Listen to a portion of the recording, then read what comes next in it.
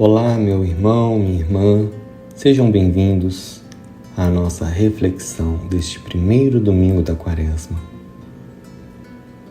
Que Deus te abençoe e te guarde. Senhor Jesus, ao começar a Quaresma, entras em nosso deserto para nos ensinar a viver da palavra do Pai. Tu conheces nossas fomes, medos e busca. Fortalece nossa fé para discernir a voz do tentador e responder com a Escritura no coração. Dá-nos um jejum humilde que abra espaço ao amor, uma oração fiel que nos enraize em Ti e uma esmola escondida que cure a indiferença. Que o Teu Espírito nos sustente na prova e nos conduza para a Páscoa.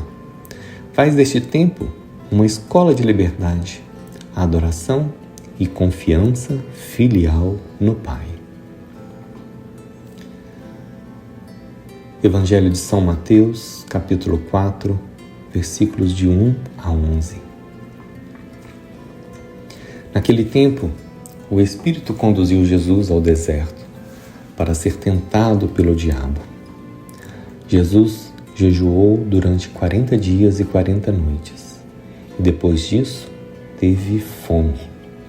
Então o tentador aproximou-se e disse a Jesus: Se és filho de Deus, manda que essas pedras se transformem em pães.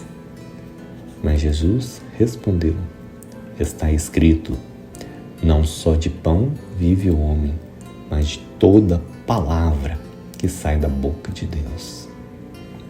Então o diabo levou Jesus à cidade santa, colocou-o sobre a parte mais alta do templo e lhe disse: Se és filho de Deus, lança-te daqui abaixo, porque está escrito, Deus dará ordens aos seus anjos a teu respeito, e eles te levarão nas mãos, para que não tropeces em alguma pedra.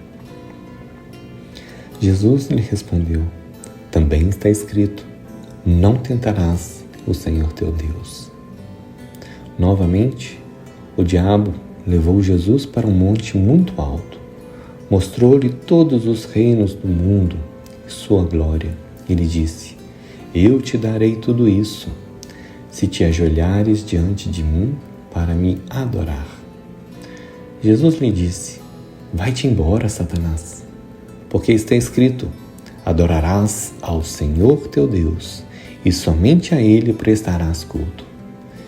Então o diabo o deixou, e os anjos se aproximaram e serviram a Jesus. Palavra da salvação. Glória a vós, Senhor.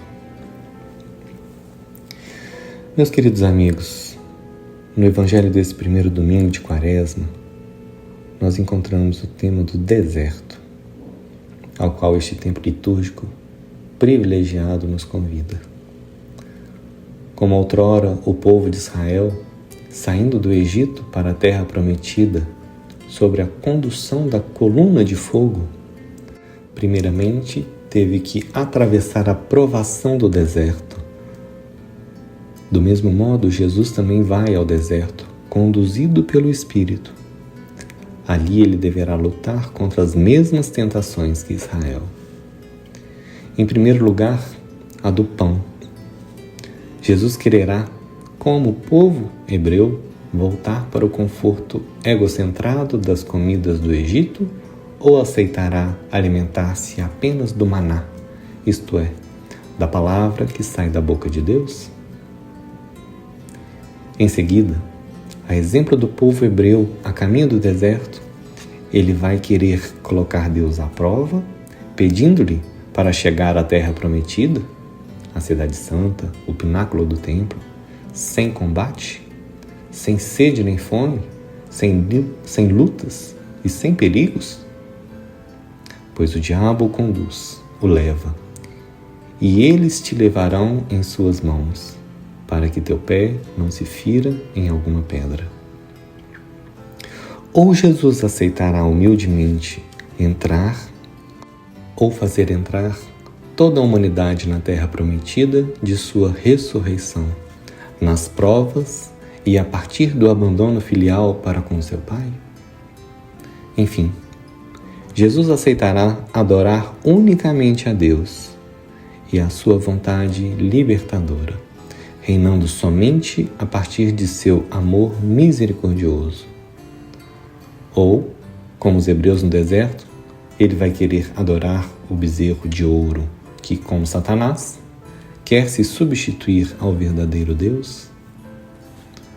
O bezerro de ouro simboliza o poder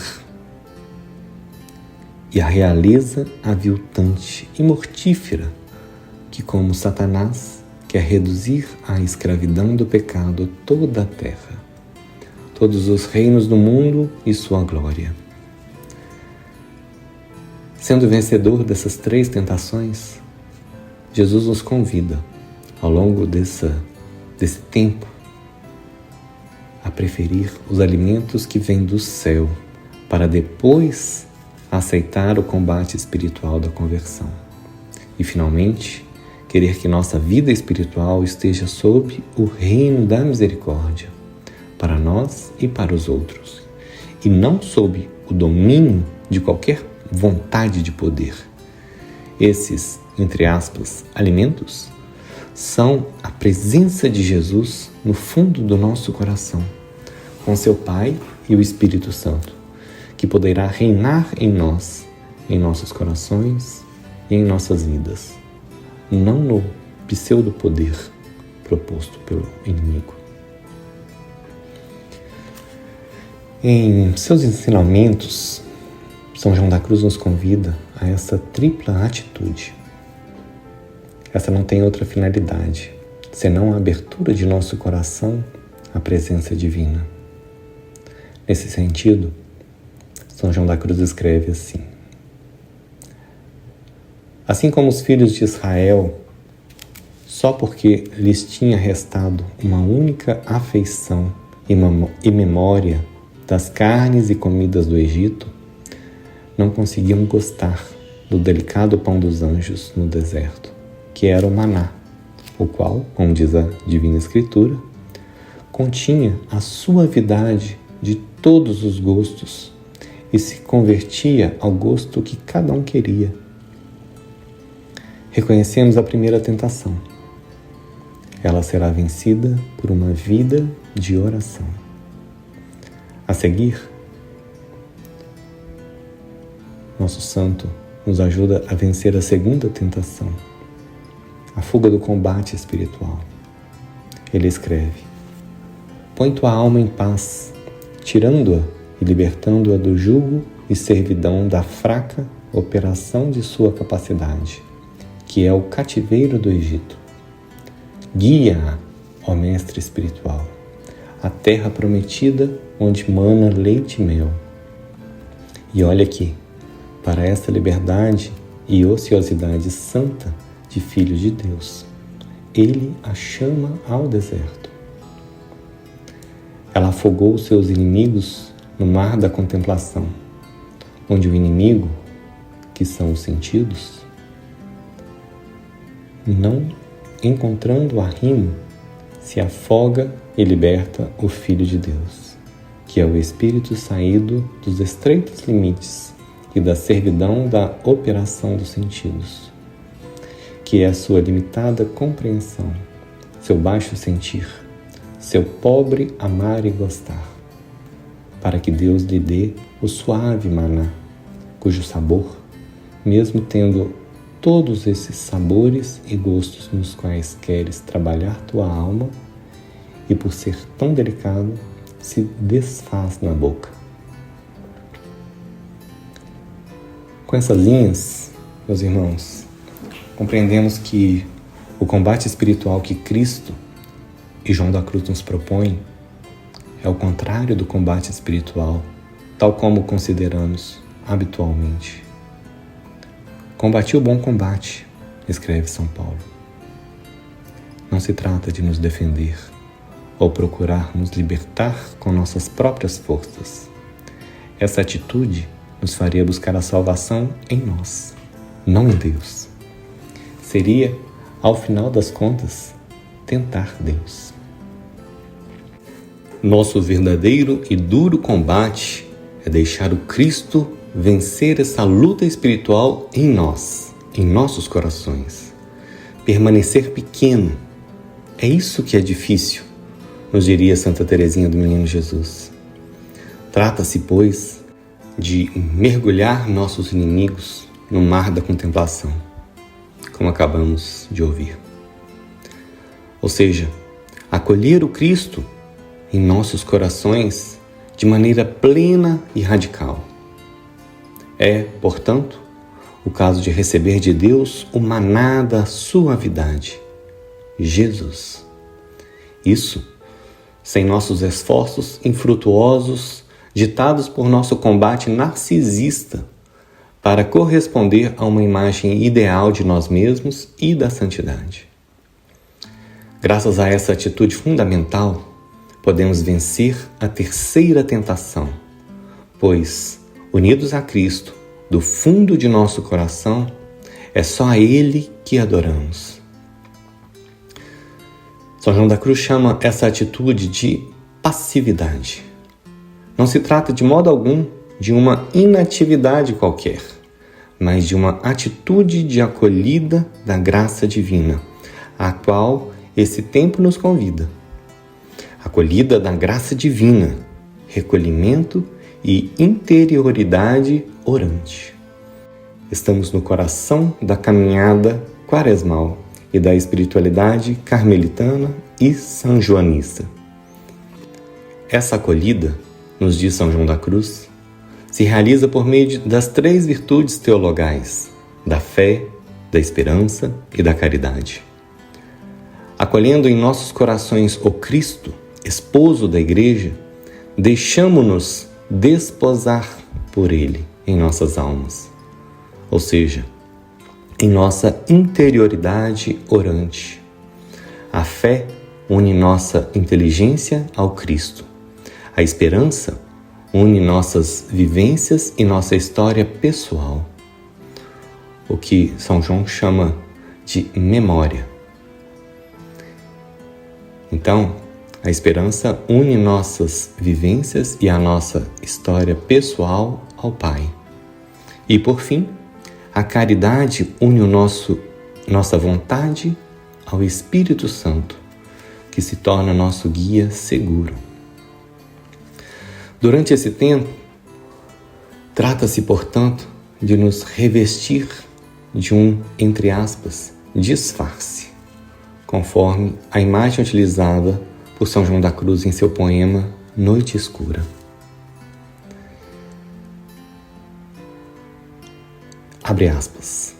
A alma, pois, aqui tocada pelo amor do esposo Cristo, desejando agradar-lhe, sai disfarçada como aquele disfarce que representa mais vividamente as feições de seu espírito e a protege com mais segurança de seus inimigos, o demônio, o mundo e a carne. A roupagem que veste tem 3 cores principais, branco, verde e vermelho, que representam as 3 virtudes teologais, fé, esperança e caridade. Como São João da Cruz esclarece mais adiante em seu livro, esse disfarce inclui precisamente uma túnica branca, um cardigã verde e uma capa vermelha. No primeiro inimigo, o demônio, reconhecemos a primeira tentação.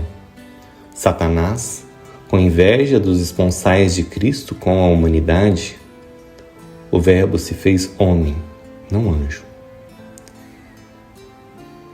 Satanás busca nos desviar dessa união ao Cristo esposo, fazendo-nos preferir o pão da terra ao pão do céu, idolatrando assim a produção capitalista e a técnica capaz de transformar as pedras em pão. É nosso coração que se torna um coração de pedra.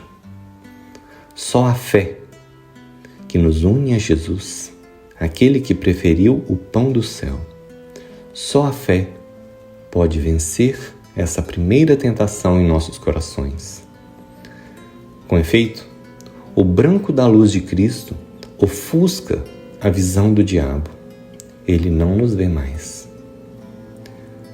No segundo inimigo, chamado por São João da Cruz de o mundo, reconhecemos a segunda tentação de Cristo, que também é nossa. Será que procuramos chegar à prosperidade e à santidade, deixando-nos conduzir pelo Pai, esforçando-nos para nos desapegar de todos os apoios demasiadamente humanos, ou deixamos que o diabo nos embale com ilusões?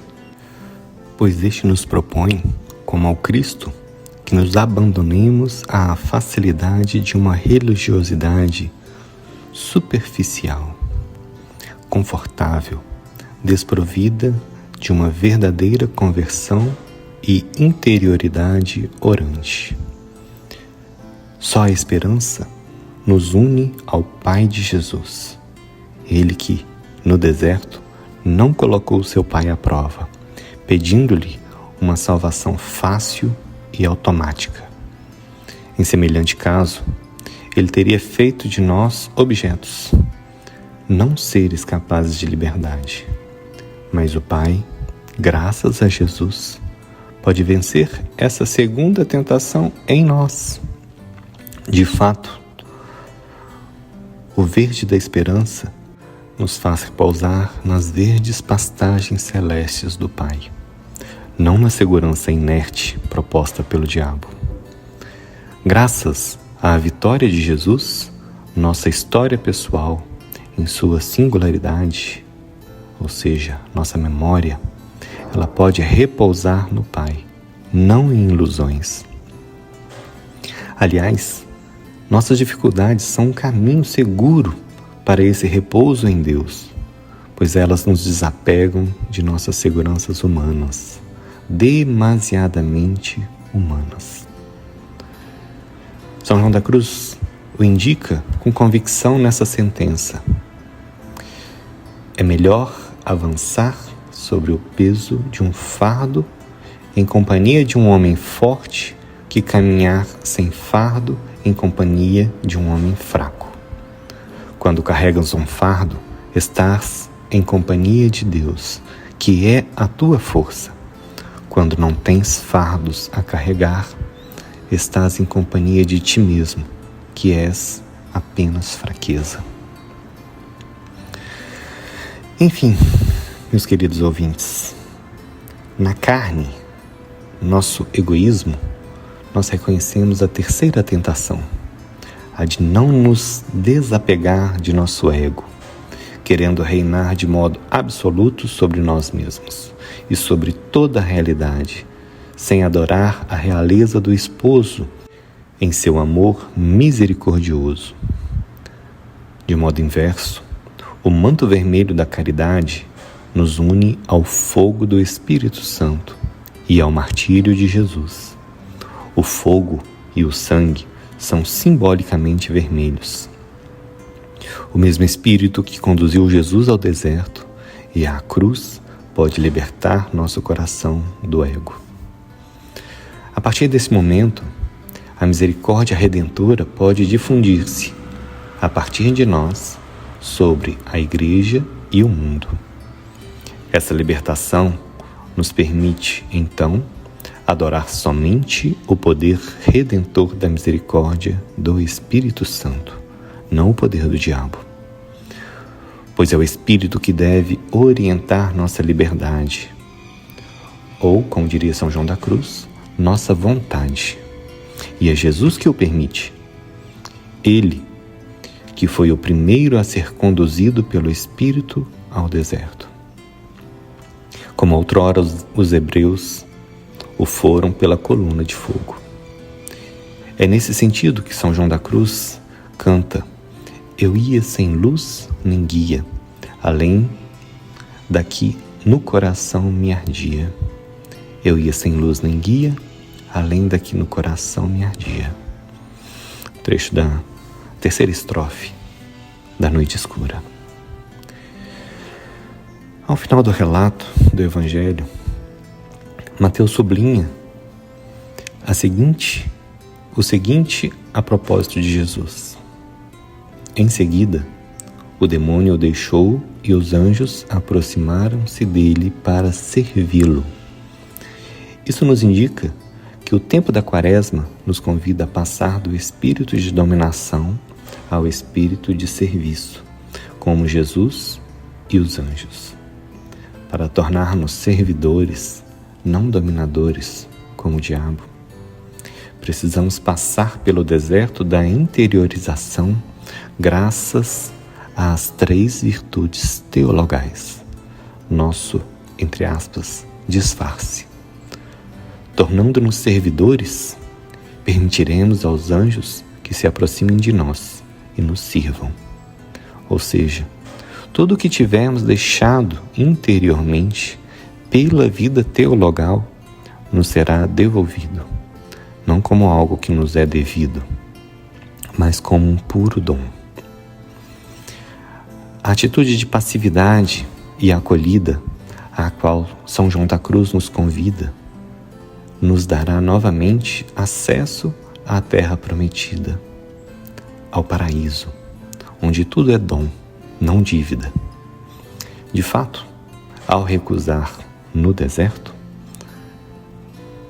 apropriar-se egocentricamente de sua missão com a ajuda do diabo, Jesus, que é o novo Adão, vence a tentação à qual nossos primeiros pais tinham sucumbido, pois Adão e Eva tinham tomado o fruto da árvore da vida como algo que lhes era devido.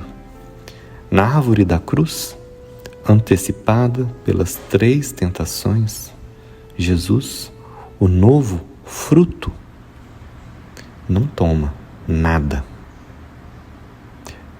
Nada de São João da Cruz. Ao contrário, ele se dá. Minha vida, ninguém a toma, eu a dou. E nesse dom recebemos tudo. Tudo, diz ainda São João da Cruz. Essas palavras nada e tudo, elas têm uma força muito grande na espiritualidade sanjoanista. Eis que o deserto volta então a florir. Entramos finalmente na terra prometida ou no paraíso, que é nosso coração definitivamente unido ao doador, o próprio Deus, com todos os seus dons naturais e sobrenaturais. Foi nesse sentido que São João da Cruz, escreveu esta bela estrofe. Aos pés da macieira, ali comigo fostes desposada, ali te dei a mão e fostes renovada, onde tua mãe fora violada. O comentário dessa estrofe, por São João da Cruz, nos mergulha novamente no centro de nosso mistério pascal e o aprofunda ao longo desse tempo quaresmal.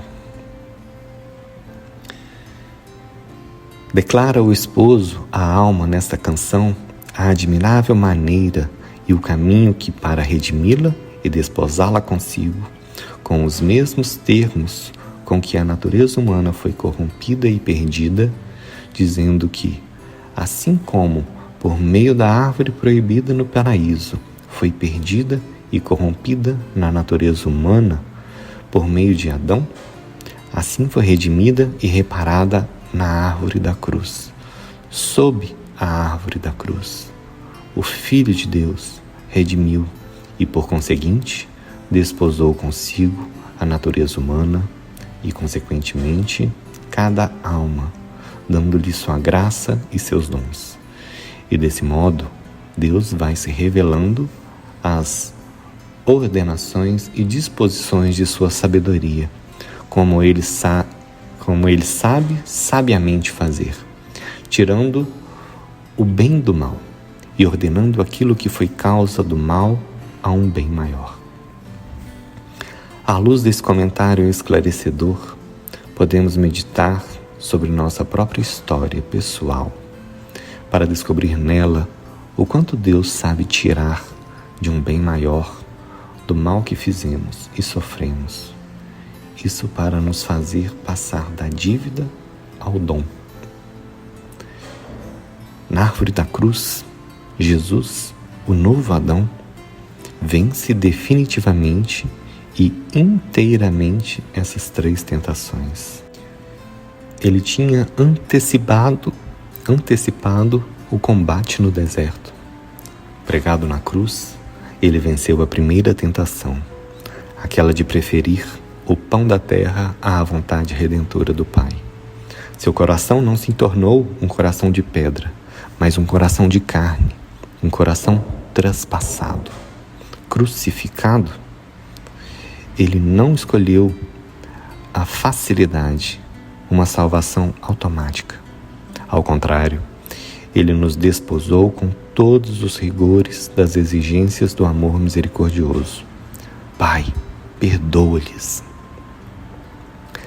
Além disso, bem longe de adorar o bezerro de ouro, isto é, o diabo e todo o poder de enganar, ele se deu em um amor oblativo totalmente desinteressado. Assim, ele fazia passar a humanidade da atitude de captação egocentrada à atitude oblativa cristocentrada. Ele nos desposou ao pé da macieira, na oblatividade da cruz.